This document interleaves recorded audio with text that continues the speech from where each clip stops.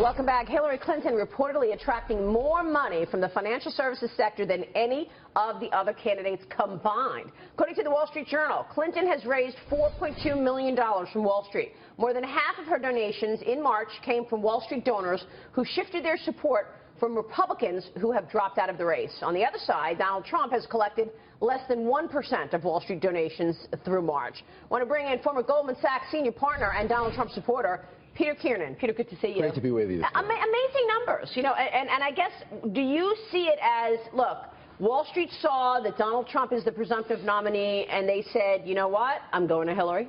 That's certainly a part of it, Maria. I would say that it's hard to airbrush the Clintons out of the Wall Street picture and vice versa.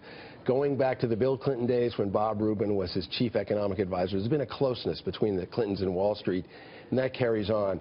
I think there is a concern about where true north lies with Hillary because she's being pulled so far to the left by Bernie and some of the other Elizabeth Warren initiatives. It remains to be seen. Donald Trump is not particularly close to Wall Street, and he really hasn't started his fundraising initiative.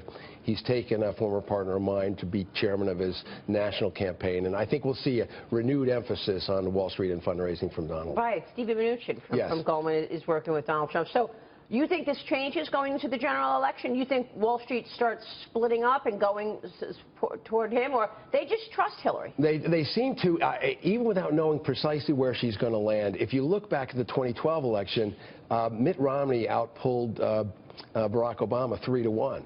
So there was a very big Wall Street pull towards the Republican side last time. This is a complete reversal. And I think that's powerful. You know, Peter, with all due respect, I think the most powerful thing for Trump would be to not take Wall Street money, as he's not been doing. And we think if we go into a general election and he continues with this populist rhetoric and saying, I'm not beholden to anyone, and Hillary is getting hit to the left because she is taking Wall Street money, maybe I'm wrong, and I know you're probably fundraising for him, but I think it's much more powerful if he doesn't take Wall Street money. Well, it's an interesting strategy. Last time, 2012, Wall Street came up with about $90 million worth of donations. So they're a powerful player. But Donald has been he's sort of been a rule breaker all the way along, and so it may not be a bad idea just to say I'm going to be independent. I don't think he's going to do as well as Hillary's done on Wall Street.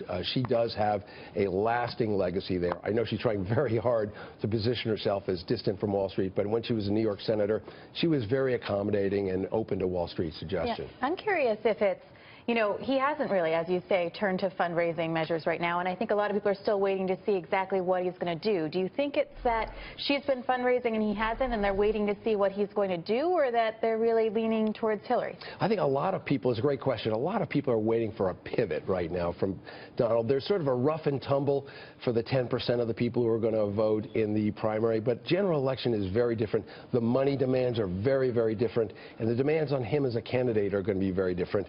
He has yet to rise to that occasion. I think for most of us who have looked at him, he's been a bit of an exasperating candidate because he's been slow to let go of that trapeze bar. He's floating in midair, and everyone's waiting for the next trapeze bar to come, which is not acting presidential, but being presidential. So you're a Trump supporter. What do you see that these other guys don't yet? Well, I think that he has a business fluency that's very powerful, and I think, frankly, Hillary has been pretty much looking through the rearview mirror in terms of how we look at jobs creation, how we look at turning the economy around. It's going to be more of the same. I think Donald has views that are a bit more powerful, a bit more on point in terms of the middle class. So you see him as, do you see Donald as good for business in terms of tax policy for corporations and everything like that? Are we going to hear more about that? Well, I doubt we're going to hear, there's a lot of soaring rhetoric from Donald about how fantastic he's going to be as a job creator. I think he's missing some of the key ingredients. And what I'd like to hear from him, we have major disruption going on right now. A study came out that said 40% of our jobs are going to be disrupted in the next 10 years.